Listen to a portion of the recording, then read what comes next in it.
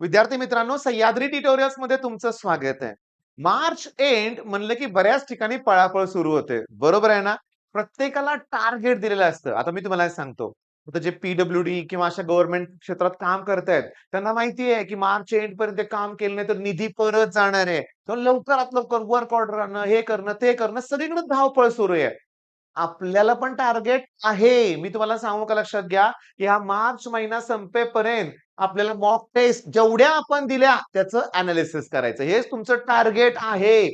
तुम्ही 3 mock taste द्या, 4 द्या, 5 द्या, कितीही द्या. त्याचं एनालिसिस करायचंय. मी तुम्हाला सांगतो, मी 2 मिनिटात तुम्हाला आता एनालिसिस करून दाखवतोय. या मॉक टेस्टचं. प्रश्न सोडवा. मी थांबणार आहे. तुम्ही वाचा. तुम्ही वाचा आणि प्रश्न सोडवण्याचा प्रयत्न करा आणि कॉमेंटमध्ये उत्तर द्या. काय दिलंय? LMNR in arithmetic progression where then the straight line LX plus MY plus N equal to 0 will pass through the point. कसं कसं करायचंय? मुलांनी सोडला होता प्रश्न. आपल्या मॉक टेस्ट मधला प्रश्न आहे. फुल लेंथ टेस्ट 4 झाली त्यातला प्रश्न आहे.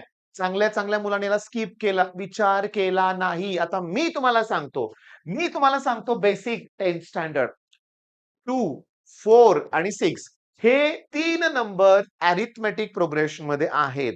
चला मधल्याची दुप्पट करा, ती 8 येणार आहे. बाकीच्या दोघांची ऍडिशन करा, ती 8 येणार आहे. मग जर एल एम एन हे अरिथमेटिक प्रोग्रेशन मध्ये असतील, मधल्याची दुप्पट बरोबर या दोघांची ऍडिशन होणार आहे. चला टाका पॉइंट. चला पॉइंट टाका. पण मी काय म्हणतोय, मला पहिला पॉइंट हा पुट करायचा आहे ए. बघा, एक्स ची व्हॅल्यू मायनस पुट केली तर मायनस एल. 2 ही y ची व्हॅल्यू इथं पुट करा twice M plus N. That equals to कोण मिळाले मला? 0. दॅट इक्वल्स टू मला मिळाले 0. मॅच होत नाही. मला काय पाहिजे? Twice M equals to L plus N पाहिजे. हे बघा ट्वाइस एम तर मला मिळालंय. मायनस एल चं प्लस एल होईल, पण हे नको आहे. चला हा ऑप्शन एलिमिनेट झालेला आहे. चला ऑप्शन दुसरा घेऊन बघूया. एक्स व्हॅल्यू 1 पुट करा एल. Y value -2m. ओ, ओ, ओ, ओ, थांबा 1 minute, 1 minute. Plus N. That equals to 0. Answer मिळालंय. मायनसचं प्लस झाला की ऑप्शन बी करेक्ट. काय अवघड होतं रे सांगा बघू? काय अवघड होतं? जेव्हा क्वेश्चन पेपर झाल्यानंतर तुम्ही त्याचं एनालिसिस करून बघा ना. सोप्पा सुटसुटीत प्रश्न होता. चला मग आता नेक्स्ट प्रश्न तुम्ही ट्राय करा. तुम्ही ट्राय करा. जे मला व्यवस्थित फॉलो करणारी मुलं आहेत, आपली इंटिग्रेशनची शॉर्टकट सीरीज ज्यांनी बघितलंय, त्यांना माहिती आहे की हे ऑड फंक्शन आहे. ऑड फंक्शनचा आन्सर 0 येणार आहे. कसं? अरे सर इथे प्लस मायनस पाहिजे होतं ना. म्हणजे -2 टू +2 असेल तर आपण चेक करणार ना इव्हन आहे का ऑड आहे. आणि बघा ना 1/2 चा जर रेसिप्रोकल केला 2/1 म्हणजेच 2.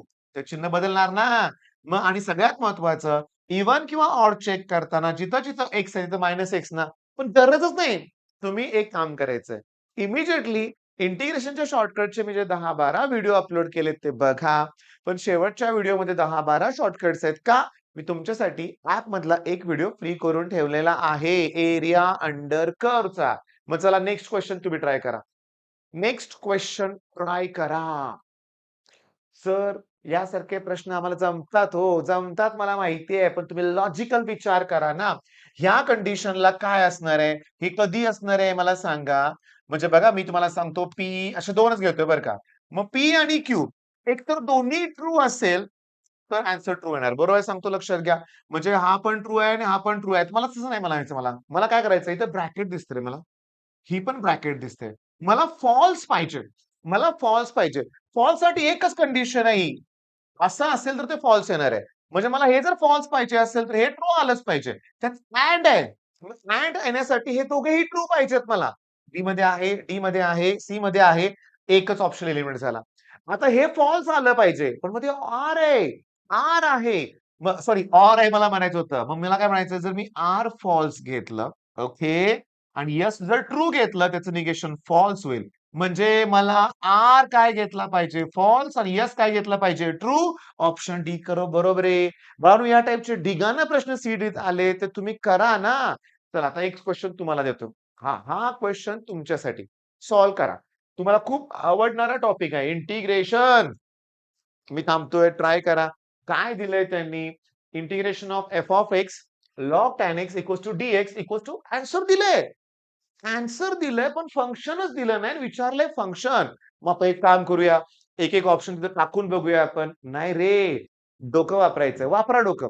वापरा. मी तुम्हाला 1 मिनिटाचा वेळ देतोय. तुम्ही डोकं वापरा, विचार करा, बघा काय जमतंय का याच्यावरती. वर फोकस करा, वर. मी तुम्हाला हिंट द्यायला लागलोय. हिंट काय देतोय? 1/x dx असेल तर इंटिग्रेशन लॉग एक्स येतंय. म्हणजे इथं जे दिलंय त्याचं आन्सर असं असं येत असेल, लॉग इंटू टर्म ती एक्स येत असेल, तर याचं डेरिव्हेटिव्ह वरती असणार आहे. बरोबर आहे. शांतपणे बघा, इथं लॉग टॅन एक्स दिलंय. ओके. त्याचंच लॉग आलंय. म्हणजे जर मी याला टी पुट केलं, तर एफ-एक्स त्याचं डेरिव्हेटिव्ह आहे. म्हणजे मला आन्सर मिळालं. लॉग टॅन एक्सचं derivative 1/tan x okay into टॅनचं डेरिव्हेटिव्ह इथं येणार आहे sec²x. मी तुम्हाला क्लिअरली सांगतो, sin2x आणि cosec2x नाही येणार असं वाटतंय मला बरं का. कारण कसं आहे, मला इथं cosec2x, tan2x पण मला अवघड वाटतंय. आपण चेक करूया बरं का काय होतं बघूया आन्सर याचं. शांतपणे बघा. tan x म्हणजे sin x upon cos x. हे tan x. sec²x म्हणजे 1 cos square x. कॉसला कॉस कॅन्सल करा. चला याला 2 न मल्टिप्लाय 2 न डिवाइड करायचंय. मग 2 sin x cos x म्हणजे sin2x. वर गेल्यावर cosec2x होणार. ऑप्शन डी करेक्ट आहे. कोणता ऑप्शन करेक्ट आहे डी? मग बघता बघता किती प्रश्न रे झाले बाळांनो. अरे हा राहिला पहिला प्रश्न. हा पहिला प्रश्न राहिला माझ्याकडून. काय आहे? एक्सपेक्टेड व्हॅल्यू आणि व्हॅरियन्स विचारलाय. मुलाने काय केलं सांगू तुम्हाला? मी बघत होतो. यात मुलांनी 5-7 मिनिटं घालवली. काय केलं सांगतो मुलांनी. त्यांनी या दोघांचा प्रॉडक्ट केला. या दोघांचा काय केला? प्रॉडक्ट. पुन्हा त्याची नाही का algebraic sum of x-I, P-I त्याची ॲडिशन मग एक्सपेक्टेड व्हॅल्यू काढली. आणि एक्सपेक्टेड व्हॅल्यू आली 7.58. मग त्यांनी 7.28 मग इथं आहे, इथं आहे, इथं आहे, इथं पण आहे. मग आता व्हॅरियन्स काढण्याशिवाय ऑप्शन नाहीये. मग ते व्हॅरियन्स काढत बसले काय एक्स-आय स्क्वेअर पी-आय. मग त्यांनी काय केलं सगळ्यांची अल्जेब्रिक सम. अरे काय तर 8 मिनिटं घालवली यात. आता मी तुम्हाला शिकवतोय लक्ष द्या.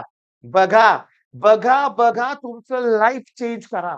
विचार करण्याची पद्धत बदला. बघा, एक्सपेक्टेडचा फॉर्म्युला असतो एन-पी आणि व्हॅरियन्सचा फॉर्म्युला असतो एन-पी-क्यू. बरोबर आहे. डोकं वापरा.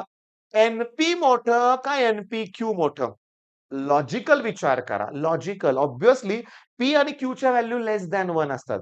मग जर एखाद्या नंबरला लेस दॅन 1 न मल्टिप्लाय केलं की छोटा नंबर मिळतो याचा अर्थ एन-पी मोठा आहे. मग एक्सपेक्टेड मोठं आणि व्हॅरियन्स लहान एकच ऑप्शन आहे. अरे हाच बरोबर आहे. कुठं 8 मिनिटं घालवताय? उघडलं का डोळे? विचार करा. ओके. विचार करा. नशीब बदलेल तुमचं. हां. होय. तुम्ही बदल करायचा. तुम्हाला मी टार्गेट दिलंय. प्रत्येक प्रश्नावर विचार करा. प्रत्येक वेळी प्रत्येक प्रश्न तुम्हाला कोणी शिकवणार नाहीये. एक मुलगा मला म्हणला, "सर तुम्ही शिकवलंय, भरपूर प्रश्न घेतलेत. पण परीक्षेत वेगळेच प्रश्न येतात हो." मी त्याला म्हणलं सुद्धा, "वेगळे म्हणजे काय? वेगळी कन्सेप्ट येते का?" "नाही. तुम्हाला त्यातूनच बाहेर पडायचंय. तुम्हाला असं वाटतं काय माहितीये का? काहीतरी वेगळाच प्रश्न आहे. काहीतरी वेगळाच प्रश्न आहे. मी हा कधी केलाच नाही. अरे तुला जमलं नाही का? अरिथमेटिक प्रोग्रेशन माहीत होतं ना तुला, पण तू विचारच केला नाहीस. आहे की वेळ? अजून वेळ आहे. अजून वेळ आहे. मी तुम्हाला सांगतो सगळं व्यवस्थित तुमच्या मनासारखं होणार आहे. तुमचं ड्रीम कॉलेज तुम्हाला मिळणार आहे. फक्त एवढंच करायचंय, की तुम्हाला आपला रँकर्स कोर्स घ्यायचाच आहे. या स्टेजला घेऊ. हो, अजून दीड महिने सेकंड अटेम्प्टला विचार करा.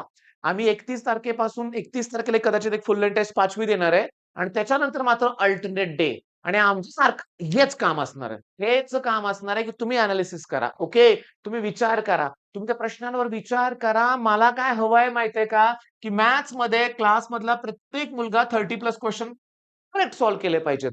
अरे मॅथ्समध्ये 60 पडले, केमिस्ट्रीत 40 पडले, फिजिक्समध्ये 30 पडले. झाले काय 130, 99 मग आपलं टार्गेट अचीव्ह का नाही होणार? मग चला मार्च एंडचं तुम्हाला टार्गेट दिलंय. काय? जेवढ्या मॉक टेस्ट दिलेत त्याचं प्रॉपर अनालिसिस करा. All the best.